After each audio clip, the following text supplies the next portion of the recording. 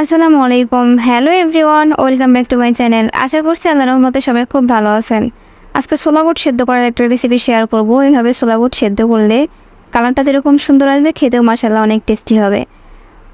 মুড়ির সাথে কিংবা ভাতের সাথে অনায়াসে এই ছোলা বুটটা খেতে পারবেন। আর গরুর মাংসের টেস্ট যেরকম হয় ঠিক একই রকম টেস্ট হবে। তো চলুন রেসিপিটা দেখে নেওয়া যাক। প্রথমে আমি এখানে নিয়ে নিয়েছি হাফ কাপ ছোলা বুট। ছোলা বুটটা কিন্তু ফ্রেশ ছিল। এবার এই ছোলা বুটগুলো আমি ভিজিয়ে রাখবো 5 থেকে 6 ঘন্টা। আপনাদের কাছে যদি এনাফ সময় না থাকে তাহলে কিন্তু আপনারা এই ছোলা বুটটা ডিরেক্ট নিতে পারেন, সেক্ষেত্রে একটু খাবার সোডা ব্যবহার করতে হবে। তবে কালারটা একটু পরিবর্তন হয়, টেস্ট কিন্তু একই থাকে। তো আমার কাছে এনাফ সময় ছিল, এই জন্য আমি 5 থেকে 6 ঘন্টা ভিজিয়ে রেখেছি।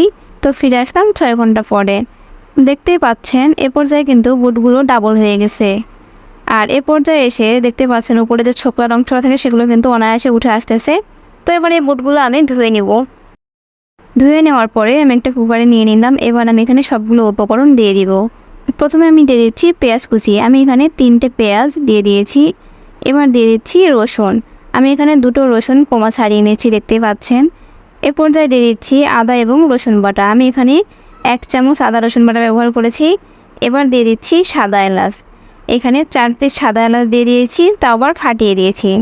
দিয়ে দিচ্ছি 3 টুকরো দারচিনি, ছোটো সাইজের 2টো তেজপাতা, দিয়ে দিচ্ছি 4টে কাঁচামরিচ। আপনারা চাইলে কাঁচামরিচটা স্কিপ করতে পারেন। দিয়ে দিচ্ছি 3টে শুকনো মরিচ। শুকনো মরিচ এবং রসুন কিন্তু তরকারির কালারটা অনেকটা লালচে করে দেয়, আর কালার যত সুন্দর হবে দেখতেও কিন্তু সুন্দর লাগবে।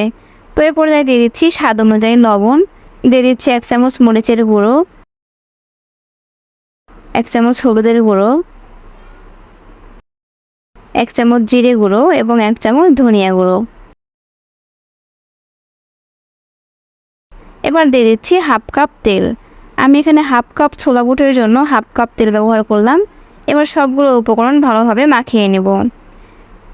এই পর্যায়ে যখন মাখাচ্ছিলাম তখন বুঝতে পারতেছিলাম যে পেঁয়াজের পরিমাণটা বেশি। যদি পেঁয়াজের পরিমাণটা বেশি হয়ে যায় তাহলে কিন্তু ছোলা বুটটা খেতে একটু মিষ্টি মিষ্টি লাগে, সো মরিচের পরিমাণটা একটু বাড়িয়ে দেবেন। এবার ভালোভাবে 1.5 থেকে 2 মিনিট মাখিয়ে নেওয়ার পরে পর্যাপ্ত পানি দিয়ে এটা আমি চুলায় বসিয়ে দিব। আর পানিটা শুকানো পর্যন্ত অপেক্ষা করব। আর অবশ্যই মাঝে মধ্যে একটু নেড়ে দিতে হবে। তো দেখতে পাচ্ছেন এই পর্যায়ে কিন্তু পানিটা মোটামুটি শুকিয়ে এসেছে এবং আমার বুটগুলো কিন্তু সেদ্ধ হয়ে গেছে।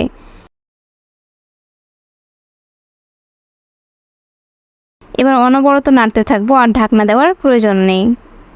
তো এভাবে নাড়তে নাড়তে দেখবেন পেঁয়াজগুলো কিন্তু একদম ম্যাশ হয়ে যাবে, সাথে রসুনগুলোও। আর আস্তে আস্তে এটার কালার কিন্তু অনেকটা সুন্দর হয়ে আসবে। তো এই পর্যায়ে দেখতেই পাচ্ছেন বুটটা কিন্তু সেদ্ধ কমপ্লিট হয়ে গেছে, কালারটা কিন্তু মাশাআল্লাহ অনেক সুন্দর এসেছে।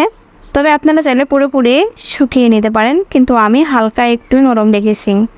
এবার আমার রান্না কমপ্লিট, নামিয়ে নিব। তো দেখতেই পাচ্ছেন কালারটা কিন্তু এক কথায় অসাধারণ, খেতেও কিন্তু মাশাআল্লাহ অনেক টেস্টি। আমরা উত্তরবঙ্গের লোকেরা কিন্তু এভাবেই ছোলা বুট সেদ্ধ করে থাকি। তো আজকের রেসিপিটা আপনাদের কাছে কেমন লেগেছে অবশ্যই জানিয়ে দেবেন। আর সবাই ভালো থাকবেন, সুস্থ থাকবেন। আল্লাহ হাফেজ, আসসালামু আলাইকুম।